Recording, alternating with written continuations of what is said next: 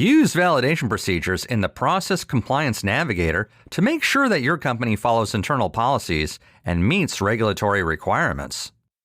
Validation procedures group compliance controls to automate control checks. This ensures continuous, seamless adherence to policies, regulations, and industry standards within a business process. For example, to prevent customer harassment, debt collection agencies must follow regulations limiting the number of times that they can call a customer. Organize business process details in a structured format to effectively manage compliance within your company. Describe policies and regulations using compliance controls, then automate controls using a rule processor such as an expression set. Group controls in a validation procedure that includes the steps, processes, and checks to comply with policies and regulations. Configure the validation procedure by reviewing the controls.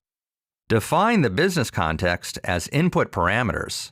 Map the procedure parameter when the implementer is an expression set. And finally, review the summary before submission.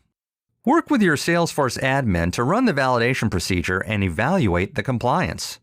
Enforce adherence to your business processes and fully align with regulations and policies using the validation procedures in the Process Compliance Navigator.